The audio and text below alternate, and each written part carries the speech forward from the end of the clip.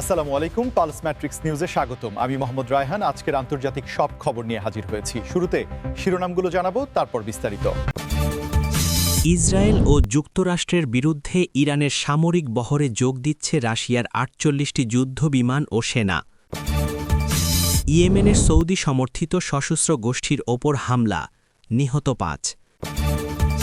গাজায় আন্তর্জাতিক বাহিনীতে তুরস্ক ও কাতারের সেনা দিলে কাতার ও তুরস্ককে হামলা করবে ইসরায়েল, নেতানিয়াহু। ইউরোপ আমেরিকায় তৃতীয় বিশ্বযুদ্ধের ঘোষণা দিল ট্রাম্প, যুদ্ধের জন্য প্রস্তুত হচ্ছে ইউরোপ। ইরানকে হামলার হুঁশিয়ারি দিয়েছেন ইসরায়েলি সেনাপ্রধান। এই বিষয়ে আপনার মতামত কমেন্টে জানান এবং যুদ্ধের সব আপডেট আগে পেতে চ্যানেলটি সাবস্ক্রাইব করে যাবেন। আসসালামু আলাইকুম, স্বাগতম জানাচ্ছি পুলস ম্যাট্রিক্স সংবাদে। আমি মোহাম্মদ কিবরিয়া। এতক্ষণ শুনছিলেন সংবাদ শিরোনাম, এবার বিস্তারিত। মধ্যপ্রাচ্যের ভূ রাজনৈতিক প্রেক্ষাপটে এক নতুন মোড় নিতে শুরু করেছে রাশিয়া ও ইরানের মধ্যকার ক্রমবর্ধমান সামরিক সম্পর্ক, যা বর্তমানে বিশ্ব কূটনীতিতে ব্যাপক আলোচনার জন্ম দিয়েছে। সাম্প্রতিক বিভিন্ন আন্তর্জাতিক গণমাধ্যমের সূত্র অনুযায়ী ইরানের সামরিক বহরে রাশিয়ার পক্ষ থেকে ৪৮টি অত্যাধুনিক যুদ্ধবিমান এবং বিশেষ সামরিক সেনাদল যোগ দেওয়ার বিষয়টি নিয়ে ব্যাপক গুঞ্জন শোনা যাচ্ছে, যা সরাসরি ইসরায়েল ও যুক্তরাষ্ট্রের সামরিক কৌশলের ওপর বড় ধরনের চাপ তৈরি করতে পারে। এই ধরনের সামরিক সরঞ্জাম স্থানান্তর এবং যৌথ প্রতিরক্ষা ব্যবস্থার উন্নয়ন মূলত এই অঞ্চলে শক্তির ভারসাম্য পরিবর্তনের একটি ইঙ্গিত দিচ্ছে বলে মনে করছেন অনেক অভিজ্ঞ বিশ্লেষক। যদি সত্যি এই বিশাল বহর ইরানের সামরিক শক্তিকে নতুন করে সজ্জিত করে, তবে মধ্যপ্রাচ্যের আকাশে আধিপত্য বিস্তার করা পশ্চিমা শক্তির জন্য বেশ চ্যালেঞ্জিং হয়ে উঠবে। এই পরিস্থিতিতে ইরান ও রাশিয়ার মধ্যে এমন নিবিড় সামরিক সহযোগিতার ফলে ওই অঞ্চলের নিরাপত্তা ব্যবস্থা এক নতুন অস্থিরতার সম্মুখীন হতে পারে, কারণ এতে যুক্তরাষ্ট্র এবং তার মিত্রদের কপালে চিন্তার ভাঁজ পড়ছে। দীর্ঘদিনে অর্থনৈতিক ও রাজনৈতিক নিষেধাজ্ঞার পরেও এই দুই শক্তিশালী দেশের মধ্যে এমন কৌশলগত ঐক্য প্রমাণ করে যে তারা একে অপরের ওপর নির্ভরতা বাড়িয়ে বিশ্বমঞ্চে নিজেদের অবস্থান আরও মজবুত করতে চাইছে। আপনারা যারা এই ভিডিওটি দেখছেন, তারা কি মনে করেন, এই সামরিক পদক্ষেপ কি সত্যিই কোনো বড় যুদ্ধের সূচনা করবে, নাকি এটি কেবল একটি প্রতিরক্ষা কৌশল? আপনাদের মতামত নিচে কমেন্ট বক্সে জানাতে ভুলবেন না। আর ভিডিওটি ভালো লাগলে অবশ্যই একটি লাইক দিয়ে আমাদের সাথে থাকুন। এই সামরিক অগ্রগতির ফলে ভবিষ্যতে আন্তর্জাতিক বাণিজ্য এবং তেলের বাজারে কী প্রভাব পড়তে পারে তা নিয়েও এখন চলছে চুলচেরা বিশ্লেষণ। অনেক বিশেষজ্ঞ বলছেন, ইরানের বিমান প্রতিরক্ষা ব্যবস্থা এখন আগের চেয়ে অনেক বেশি শক্তিশালী হবে, যার ফলে কোনো বহিঃশত্রুর জন্য আকাশপথে হামলা চালানো অত্যন্ত ঝুঁকিপূর্ণ হয়ে উঠবে। একই সাথে রাশিয়ার পক্ষ থেকে সেনাদের অংশগ্রহণ এই বার্তাই দিচ্ছে যে ক্রেমলিন এখন আর কেবল দূর থেকে পরামর্শদাতা হিসাবে থাকতে চায় না, বরং সরাসরি কৌশলগত সহায়তায় আগ্রহী। এই বিষয়টি নিয়ে আপনাদের আর কোনো প্রশ্ন থাকলে কমেন্টে লিখুন। আমরা চেষ্টা করব পরবর্তী আপডেটে তা নিয়ে আলোচনা করতে। তবে পুরো পরিস্থিতি এখন নির্ভর করছে সামনের দিনগুলোতে ওয়াশিংটন এবং তেল আবিব এই সামরিক জোটকে কিভাবে মোকাবিলা করে তার ওপর।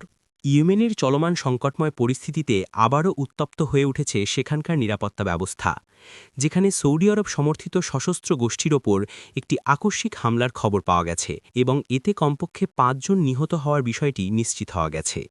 এই ঘটনাটি এমন এক সময়ে ঘটল যখন ওই অঞ্চলে শান্তি ফিরিয়ে আনার জন্য বিভিন্ন আন্তর্জাতিক পক্ষ থেকে আলোচনার প্রচেষ্টা চালানো হচ্ছিল। ইয়েমেনের স্থানীয় সূত্রগুলো বলছে যে এই হামলাটি অত্যন্ত সুপরিকল্পিত ছিল এবং এর ফলে সৌদি সমর্থিত কোয়ালিশনের নিরাপত্তা বলয়ের ওপর বড় ধরনের আঘাত লেগেছে।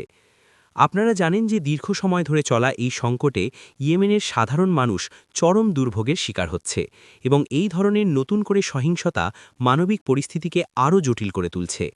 নিহতদের পরিচয় এবং হামলার পেছনের মূল কুশীলবদের নিয়ে এখনও বিস্তারিত তদন্ত চলছে, তবে প্রাথমিকভাবে এটিকে আঞ্চলিক ক্ষমতা দখলের লড়াইয়ের একটি অংশ হিসাবে দেখা হচ্ছে। এই হামলায় ইয়েমেনের অভ্যন্তরীণ কোন্দলকে আরও উস্কে দিতে পারে এবং সেই সাথে সৌদি আরবের সীমান্ত নিরাপত্তাকেও নতুন করে প্রশ্নের মুখে ফেলেছে। যারা নিয়মিত আমাদের নিউজ ফলো করেন তারা হয়তো লক্ষ্য করেছেন যে ইয়েমেনের এই সংঘাত কেবল কোনো দেশের অভ্যন্তরীণ বিষয় নয়, বরং এটি সমগ্র মধ্যপ্রাচ্যের স্থিতিশীলতার সাথে সরাসরি জড়িত। এই হামলার পর ওই এলাকায় নিরাপত্তা ব্যবস্থা আরও জোরদার করা হয়েছে এবং সম্ভাব্য পাল্টা হামলার আশঙ্কায় স্থানীয় বাসিন্দাদের সতর্ক থাকতে বলা হয়েছে। আন্তর্জাতিক সম্প্রদায় এই ঘটনার তীব্র নিন্দা জানিয়ে উভয় পক্ষকে সংযম প্রদর্শনের আহ্বান জানিয়েছে, কারণ সংঘাত বৃদ্ধি পেলে ত্রাণ তৎপরতা ব্যাহত হতে পারে। ভিডিওটি আপনাদের বন্ধুদের সাথে শেয়ার করুন, যাতে তারাও এই গুরুত্বপূর্ণ আপডেট সম্পর্কে জানতে পারে, এবং আমাদের চ্যানেলটি সাবস্ক্রাইব করে পাশের বেল আইকনটি টিপে রাখুন নিয়মিত খবরের জন্য। ইয়েমেনের এই অস্থিতিশীল পরিস্থিতির প্রভাব প্রতিবেশী দেশগুলোর অর্থনীতি ও নিরাপত্তার ওপরও পড়তে পারে বলে আশঙ্কা করা হচ্ছে। হামলার ধরন বিশ্লেষণ করে অনেক নিরাপত্তা বিশ্লেষক মনে করছেন যে আগামীতে ড্রোন বা মিসাইল হামলার মতো ঘটনা আরও বৃদ্ধি পেতে পারে। শেষ পর্যন্ত এই সংঘাত কোথায় গিয়ে থামবে তার সময়ই বলে দেবে, তবে আপাতত উত্তেজনার পারদ ক্রমেই ঊর্ধ্বমুখী হচ্ছে। গাজা উপত্যকায় শান্তি বজায় রাখার জন্য এবং মানবিক সহায়তার কার্যক্রম পরিচালনার লক্ষ্যে আন্তর্জাতিক বাহিনীর মোতায়েন নিয়ে এক নতুন বিতর্কের সূচনা হয়েছে। বিশেষ করে ইসরায়েলি প্রধানমন্ত্রী বেনিয়ামিন নেতানিয়াহুর সাম্প্রতিক এক মন্তব্যের পর খবর পাওয়া যাচ্ছে যে যদি গাজায় কোনো আন্তর্জাতিক শান্তিরক্ষী বাহিনীতে তুরস্ক বা কাতারের সেনা নিয়োগ করা হয়, তবে ইসরায়েল সেটিকে ইতিবাচকভাবে দেখবে না, বরং সরাসরি হামলার হুঁশিয়ারি দিয়েছে। নেতানিয়াহুর মতে তুরস্ক ও কাতার সরাসরি বিভিন্ন আঞ্চলিক গোষ্ঠীকে সমর্থন করে বিধায় তারা গাজায় নিরপেক্ষ ভূমিকা পালন করতে পারবে না, যা ইসরায়েলের নিরাপত্তার জন্য হুমকি হয়ে দাঁড়াতে পারে। এই ঘোষণাটি কূটনৈতিক মহলে ব্যাপক চাঞ্চল্য সৃষ্টি করেছে, কারণ তুরস্ক এবং কাতার উভয়েই মধ্যপ্রাচ্যে অত্যন্ত প্রভাবশালী দেশ এবং গাজা পুনর্গঠনে তাদের ভূমিকার কথা অস্বীকার করার উপায় নেই। অন্যদিকে তুরস্কের প্রেসিডেন্ট রিসেপ তাইয়েব এরদোয়ান বারবার ফিলিস্তিনিদের পক্ষে কঠোর অবস্থান নিয়েছেন, যা ইসরায়েলের সাথে তাদের সম্পর্কের তিক্ততাকে আরও বাড়িয়েছে। কাতারের পক্ষ থেকেও মধ্যস্থতার নানা উদ্যোগ নেওয়া হলেও ইসরায়েল তাদের ওপর পূর্ণ আস্থা রাখতে পারছে না। এই ধরনের কড়া হুঁশিয়ারি আসলে এই অঞ্চলে দীর্ঘস্থায়ী শান্তির প্রচেষ্টাকে বাধাগ্রস্ত করতে পারে বলে ধারণা করা হচ্ছে। আপনারা কি মনে করেন, গাজায় আন্তর্জাতিক বাহিনী মোতায়েন করার ক্ষেত্রে তুরস্ক ও কাতারের অংশগ্রহণ কি জরুরি? আপনাদের যৌক্তিক মতামত আমাদের কমেন্টে জানান। আন্তর্জাতিক আইন অনুযায়ী কোনো দেশে শান্তিরক্ষী বাহিনী মোতায়েন করতে হলে স্থানীয় ও আঞ্চলিক পক্ষগুলোর সম্মতি প্রয়োজন হয়, কিন্তু ইসরায়েলের এই হার্ডলাইন অবস্থান পুরো প্রক্রিয়াকে অনিশ্চয়তার দিকে ঠেলে দিচ্ছে। এই পরিস্থিতির কারণে গাজার সাধারণ মানুষের জন্য প্রয়োজনীয় ত্রাণ এবং চিকিৎসা সেবা পৌঁছানোর ক্ষেত্রে নতুন নতুন জটিলতা তৈরি হতে পারে। অনেক কূটনৈতিক বিশ্লেষক বলছেন নেতানিয়াহুর এই মন্তব্য আসলে একটি রাজনৈতিক কৌশল, যাতে গাজায় অন্য কোনো দেশের নিয়ন্ত্রণ বা প্রভাব বিস্তার করতে না পারে। ইসরায়েলি প্রতিরক্ষা বাহিনী বা আইডিএফ আগে থেকেই ওই অঞ্চলে কড়া নজরদারি চালাচ্ছে এবং নতুন করে কোনো বিদেশি সেনার উপস্থিতি তারা কোনোভাবেই মেনে নিতে নারাজ। এই উত্তপ্ত আবহের মধ্যে আগামী দিনে তুরস্ক ও কাতারের পক্ষ থেকে কী ধরনের প্রতিক্রিয়া আসে সেটিই এখন দেখার বিষয়। বিশ্ব রাজনীতিতে ডোনাল্ড ট্রাম্পের ফিরে আসা বা তার সাম্প্রতিক মন্তব্যগুলো সবসময়ই শিরোনামের কেন্দ্রে থাকে। তবে এবার তিনি ইউরোপ এবং আমেরিকায় একটি সম্ভাব্য তৃতীয় বিশ্বযুদ্ধের হুঁশিয়ারি দিয়ে বিশ্ববাসীকে নতুন করে শঙ্কিত করে তুলেছেন।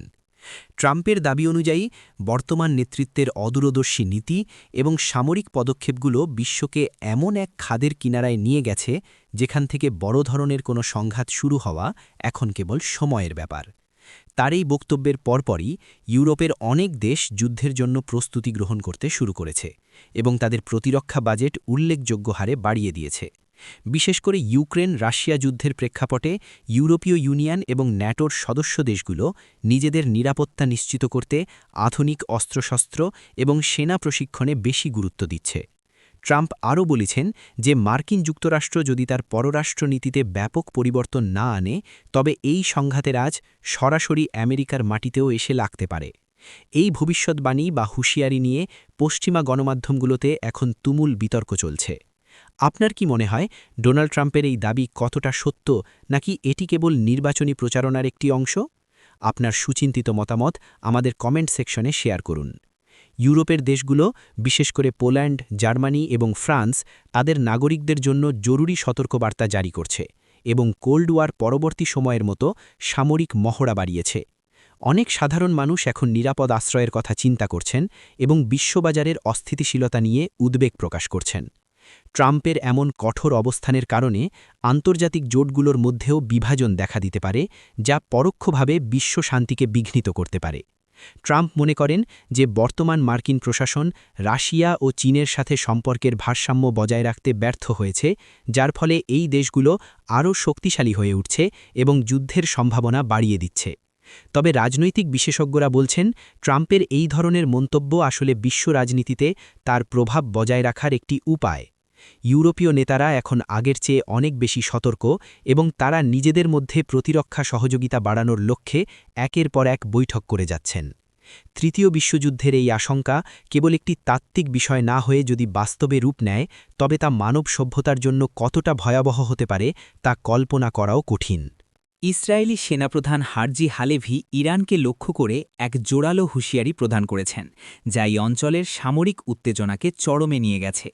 তিনি স্পষ্টভাবে জানিয়েছেন যে ইরান যদি তাদের কর্মকাণ্ডের মাধ্যমে ইসরায়েলের সীমানা বা নিরাপত্তার ওপর কোনো আঘাত হানার চেষ্টা করে, তবে ইসরায়েলি প্রতিরক্ষা বাহিনী বা আইডিএফ অত্যন্ত কঠোর এবং ধ্বংসাত্মক জবাব দিতে প্রস্তুত।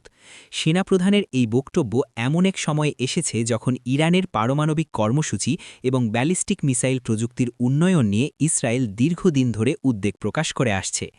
ইসরায়েলি গোয়েন্দা সংস্থাগুলোর দেওয়া তথ্য অনুযায়ী ইরান তাদের সামরিক সক্ষমতা বহুগুণ বাড়িয়েছে এবং বিভিন্ন ছায়া গোষ্ঠীর মাধ্যমে মধ্যপ্রাচ্যে নিজেদের প্রভাব বিস্তার করছে, যা ইসরায়েলের জন্য অস্তিত্বের সংকট হিসাবে দেখা হচ্ছে। হালেভি আরও উল্লেখ করেছেন যে ইসরায়েলি সেনাবাহিনী নিয়মিতভাবে বিভিন্ন দীর্ঘ পাল্লার হামলার মহড়া দিচ্ছে, যাতে করে প্রয়োজনে তারা যে কোনো দূরত্বে অপারেশন চালাতে পারে।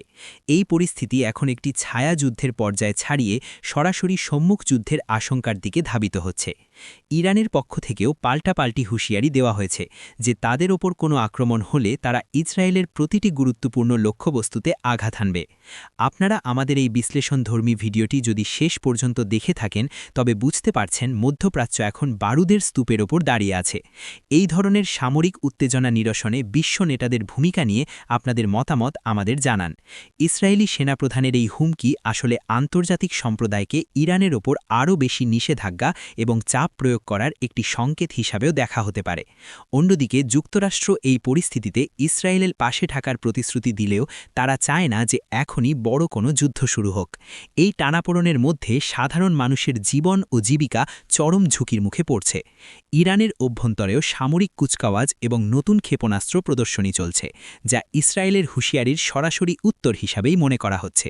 সামনের দিনগুলোতে এই দুই দেশের মধ্যকার শত্রুতা কোন দিকে মোড় নেয় তা জানার জন্য আমাদের চ্যানেলের সাথে যুক্ত থাকুন এবং নিয়মিত আপডেট পেতে থাকুন।